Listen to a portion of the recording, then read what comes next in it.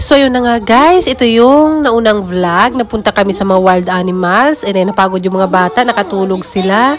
And pa-exit na kami dyan sa entrance. Pagkabalik namin sa hotel, nag-prepare na kami to check out kasi mag-i-stay naman kami sa my beach area. Our next hotel, ano? Star. Wala siyang room number. Star. And beach naman. Hi. Papalit-palit kami ng hotel ba? Kasi para pa iba-iba naman yung view. Kasi doon malapit siya sa ibang pasyalan. At may nagto-toilet yata. Hi. Parang beach. Grabe ni one towel, really. One towel only, sorry. And beach view. Parang first time ng mga anak ko makakapag-play sa beach kasi dati mas maliliit pa sila noon. And ako naman, hindi ako beach person na tao. More on mountain ako, yung lakad-lakad. Ayoko ng beach, hindi ko alam. Kaartihan lang no? Pero hindi talaga, promise. Hindi kasi ako marunong din lumangoy. Mga alas 3 na kami dyan dumating and agad-agad yan sila dyan na bihis para makapag-play na sa beach. Ayan, may surfing area sila dito. Ito yung mga service na ino-offer ng hotel na pinag-istihan namin. Sobrang excited nila papa tsaka ng mga bata dyan. Kaya yun, langoy-langoy na agad sila.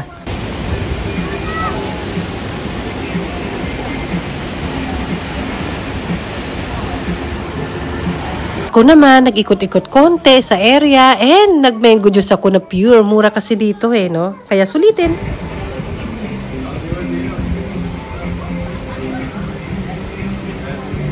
Cute ang aso dyan, nakikipag-play din sa mga bata. And yun na nga, hindi na napigilan talaga. Nag-rent na sila ng surfing board. Ay. No, very far. That's why I come here. I can watch little. Searching you go there. How long time this one? 1 hour, 500 rupees.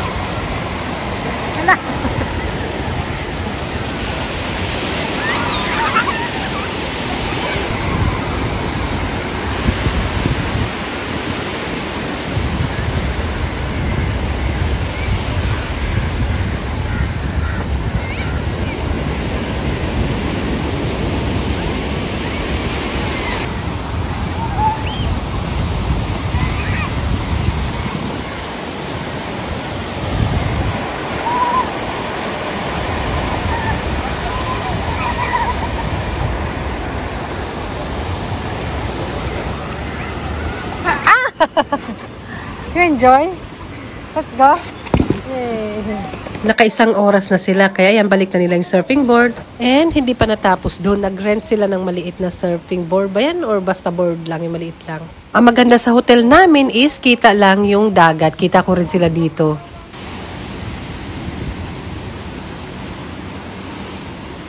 Ako naman, dito sa room, ang saya siguro, ang sarap sa pakiramdam pagkagising mo sa umaga, beach view yung makikita mo, ang ganda ng view, di ba? Kaso hapon na, hindi pa umaga. Ayan, magdi-dinner na kami. Nahihirapan ako tumawid dyan. Nakakaloka guys, walang tawiran pero carry lang. Alam niyo, nasanay tayo dyan. And ayan, dito namin gusto kumain. I-try yung karinderya. Nakakatuwa kasi may palaruan pa sila, di ba? Yun nga lang, kailangan ko silang i-convince na kumain na. Ayan yung pagkain namin. Karamihan maanghang talaga yung food nila. Kakaloka. Pero ayan, na-enjoy nila yung mga dog. Kasi maraming mga pet talaga. Mga pet. And umuulan po. Naabutan kami ng malakas na ulan dito sa Sri Lanka. Nakakaloka. Come here. Come. I'm not good at because I panic. Come. Yung ano niya, yung tenga niya, parang may hati. Kasi ano daw yan, ibig sabihin nabakunahan na. Kawawa naman. Pero okay din, madaling malaman. Pero kawawa. Be, come on, Be. Be, come on. Mahal sa Japan yan. Dito pa kalat-kalat lang. Ayan, nang tumila na yung ulan, nakabalik na rin kami sa aming hotel, nakapag-refresh at natulog na rin kinabukasan. Dahil nasa beach kami ngayon, ito ang galit namin ng SPF. Sabi ng Sun Protection Cream from Japan. Ayan. Nag-apply na ako sa bago. Ayan.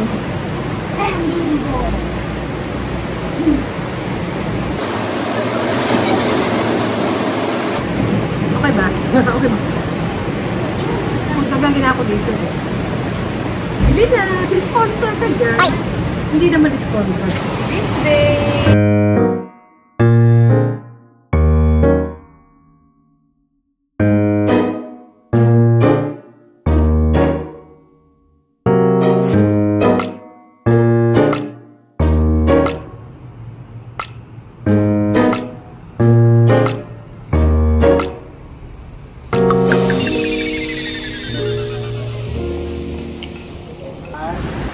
Look forward a bit.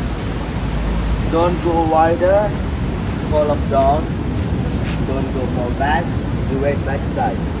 You want ride it, you can exactly stand up, the middle center. And you stand up like this, release your hand, okay? I saw you lie on the board, paddle.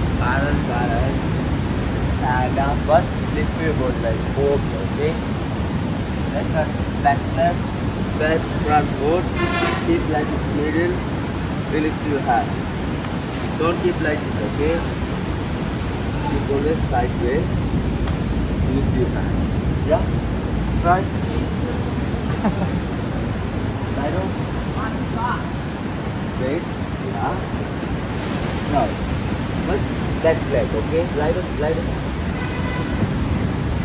Wait. Stand up. Yes, good. But keep like this. Side, bend, release, look forward the feet. Okay? Try again, slowly, okay? Try one more time. Yes. Yeah, yes. It's good. Wow. Nice. One more time. You can show me one more. That's good. Front. Yes. Good, huh? Nice. Now we try you. Right?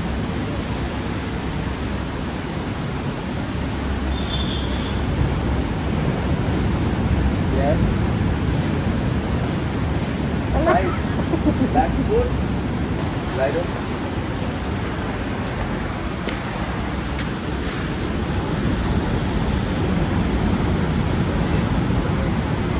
Yes. But see, don't touch your knee, okay? Don't use because first lift your body, second back flat, third front foot, okay? Strike light on the ball.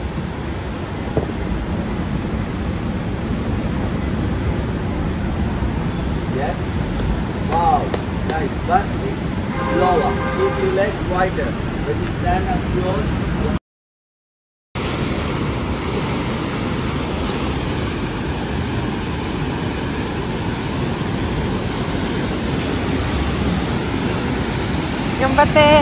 Gambate na.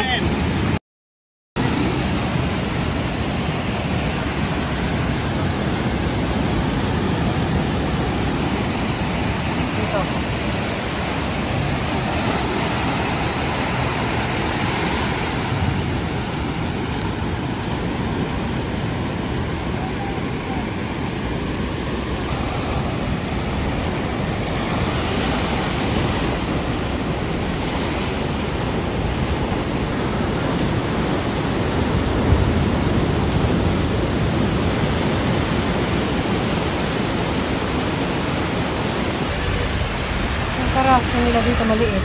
Oh, maliit siya. Takot sa tao. Sa Japan ang laki. Yun na, mga anak ko.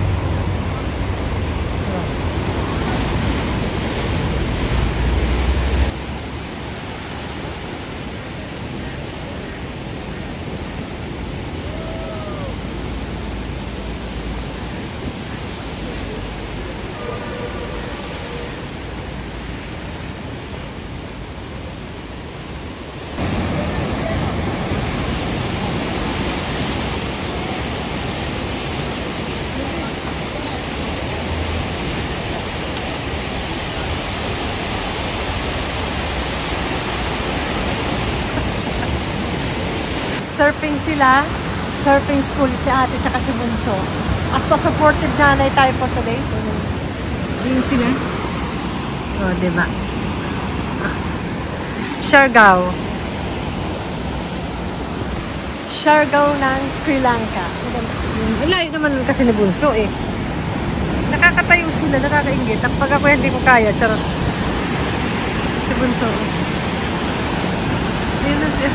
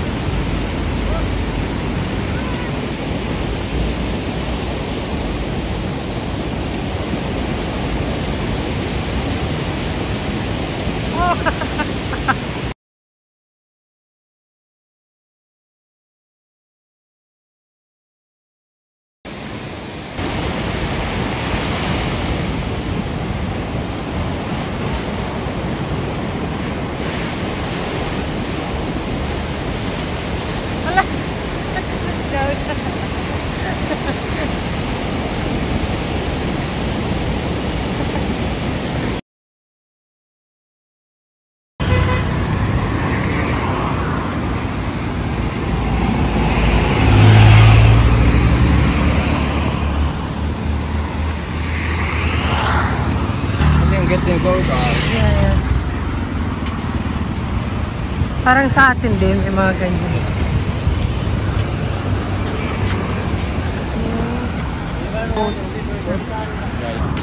Carpet fish. Okay. My favorite. But we cannot sabihin. Many fries. The big one.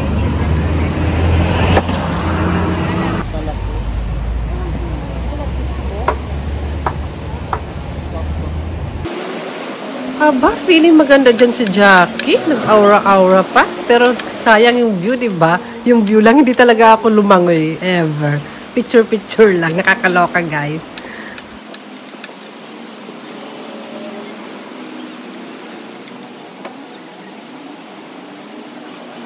Siyempre, habang nagsisurfing yung mga anak namin, sinulit namin kaming dalawa lang, jowa-jowa, sabi ganun. Hindi, safe naman doon yung mga anak namin kasi tig-isa sila ng surfing instructor. Instructor ba tawag doon? Basta, safe naman sila. Hindi talaga malalim yung dagat kahit malayo ka na nasa bewang mo pa lang yung tubig. And para sa talaga sa mga beginner na magsisurf, hindi mataas yung alon, hindi mababa yung alon. Tama lang.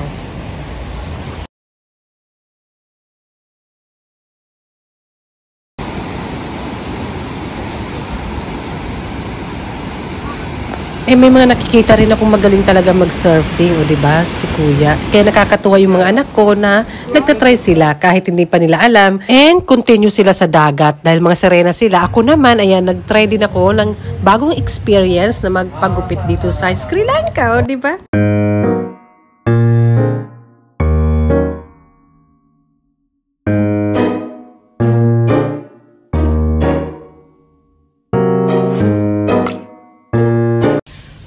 Sobrang init.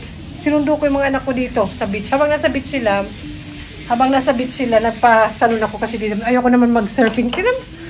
Pawisin kasi ako, hindi talaga ako nagdudugay. Pag winter, pag uwi ko ng Japan, nagpagupit ako. Mura lang, 1,500 sa pera nila dito. Pag sa Japanese yen, parang kalahati siya. Parang 700. Oh, diba? Ang mahal-mahal magpagupit sa Japan sis. 3,000 yen.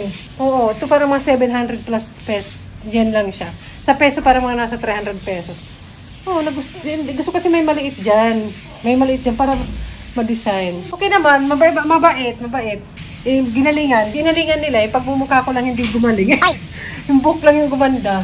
Sinampo, ayoko magpa-shampoo kasi nag-shampoo na ako, di ba? Pag naman ako, nakakaano naman. Okay lang, beach naman. Ayoko sana magpa-shampoo. Kasi nag-shampoo na ako. Kaso nga lang, parang sabi gusto shampooin daw. Siguro para i-blower, gano'n. Ngayon ko na, at least hindi naman gano'n kamaharlika. And for the experience din, experience ko magpagupit sa ibang bansa. Afford. Kala mo naman mamahalin. Parang maliliit lang siya ng salon, pero maganda. And naglabang ko yung mga madali matuyo dito kasi parang sa atin, mainit. Si Papa nag-serve, matapos na yata. Doon. Ayan, si Papa yan.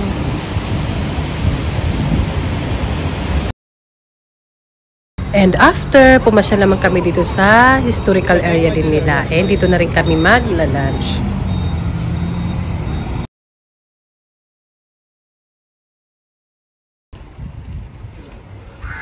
Lunch time. Ipicturan muna eh. Ayan, dito kami kakain. Masarap daw dito, buffet. And hindi siya maanghang, pero Sri Lankan food pa rin. Ayan, kain tayo. In fairness, ang sarap ng food. Nabusog kami. And after, may nakita kaming cafe na parang bahay siya. And masarap yung kanilang mga drinks, ice cream, kape, order. Sabi ka, Ang baby ko nag-enjoy.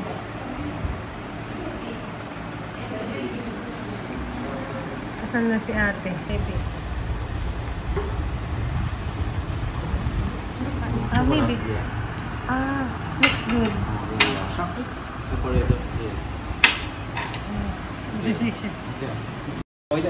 ayan na yung order namin. Ice cream yan. And syempre, tig-isa kami ng order. Mura dito sa Japan. Baka isa lang, hati-hati na kami sa may ganun. Pero ayan, masarap. And maganda yung place. Relaxing, ganun. And after, syempre, continue kami ng pasyal.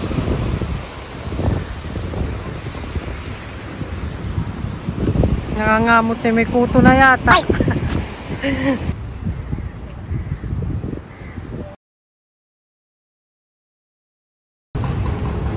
Anong pipiliin mo yan? O yung manggang hilaw? Manggang hilaw.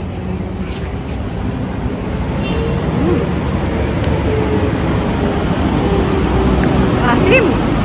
Kasing asim ko na. And after dyan, bumalik na kami sa hotel. Nagpahinga, hindi ko na na-vlog dahil magdi-dinner na. Ayan, puro kain po tayo. Pero ayan, na-brown out po dito sa Sri Lanka. Siguro mahigit 1 oras yan.